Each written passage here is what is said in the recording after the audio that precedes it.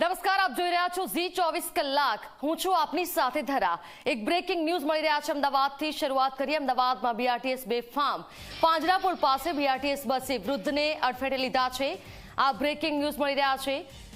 મુસાફર નીકળી રહ્યા હતા ત્યારે વૃદ્ધને અડફેટે લેવામાં આવ્યા। ઝેબ્રા ક્રોસિંગ પરથી કોરિડોર ક્રોસ કરતા વૃદ્ધને અડફેટે લીધા છે। JJ01 HT 4868 નંબરની આ બસે અકસ્માત સર્જ્યો છે।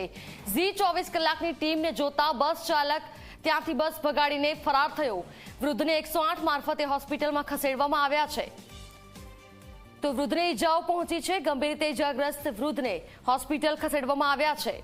જો કે Z24 કલાકના કેમેરા જોતા જ બસ હંકારી ડ્રાઈવર ત્યાંથી ફરાર થયો।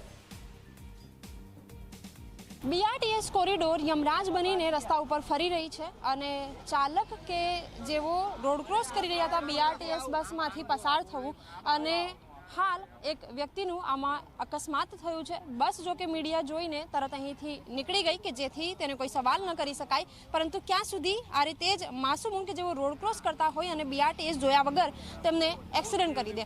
જે વ્યક્તિ કે જેમણે આંખેથી જોયું છે એમની સાથે વાતચીત પણ કરીશું, એમને પૂછીશું। ભાઈ, આપ જણાવો, શું જોયું આપે? કંઈ નહીં, અહીંયા એક ભાઈ આમ જતા હતા અને બીઆરટીએસ વાળા ભાઈ આ બધું સીધા આવતા હતા એટલે ટક્કર વાગી ગઈ છે। કોની ભૂલ લાગે છે દેખીતી રીતે? ના, એવી તો ખબર નથી કોની ભૂલ છે। આ કાકાનું આમ જો બસ વાળાનું આ બધું આવું।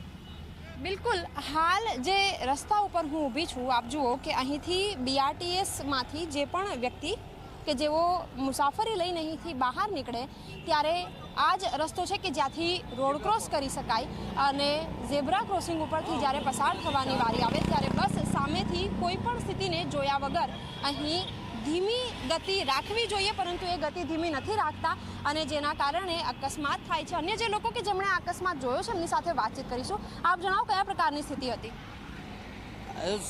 હાઈ સ્પીડમાં હતી બસ અને જેવા કાકા નીકળ્યા એવા ટક્કર મારી પાડી દીધા નીચે જશે। કેટલી વારમાં 108 આવી? 108 તો 10 મિનિટમાં જ આવી ગઈ।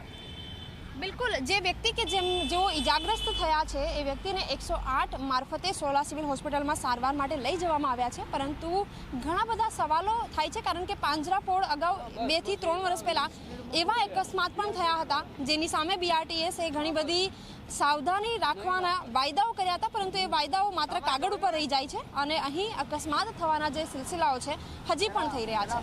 કેમેરામેન શૈલેષ બગડા સાથે સપના શર્મા, Z24 કલાક, અમદાવાદ। અને હવે વાત કરીશું કાતિલ ઠંડી વિશે।